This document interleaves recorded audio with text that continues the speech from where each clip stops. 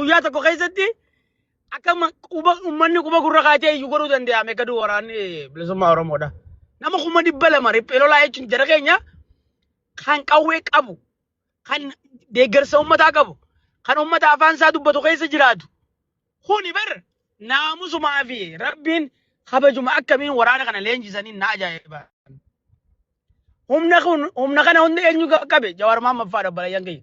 Hanga har'aatti namni abaawoodhaan mee abiyyi kana carraa kan hinaaf jee abaawoo qaqqabe hanga har'aatti ibiddarra dabarse abiyyi Jawaari. Har'ammoo diinni guddaan isin laaltan Jawaari jecha. Jawaar qofa osoo hin ta'in hayyoota Oromoodhaa waliigala isaatii jibbitan namuma beekumsa qabu, nama yaada qabu, nama jijjiirama biyyi kun kufuuf deemti Itoophiyaa kana harka qabna jedhu dhorkuu barbaadan.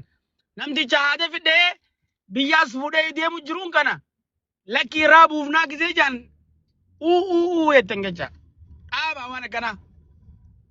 Itoophiyaan kan ijaaramtu nama tokkoonii miti.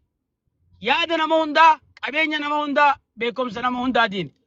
Biyya kana walit dhufneeti Tigree, Amaaraa, Guraagee waliin qooda qabnaa. Akkasitti aangoos walii qoonnee dirqamaas walirraa fudhannee abiyyiin qofti kophaatti biyya tana baadhachuus ceesisuus hin danda'u, ce'uus hin danda'u. Waa'ee misoomaatiif achi fiigee inni wanta jedhu kana bakka nagaan hin jirretti namni jiraachuu hin danda'u.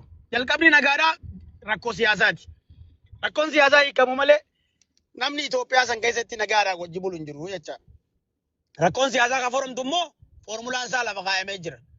Hayyoota qaama dhimmi ilaalchisu biyya san keessatti paartiilee siyaasaa waliif fidanii aangoo adda qooddatanii dirqama wajjin hirmatan.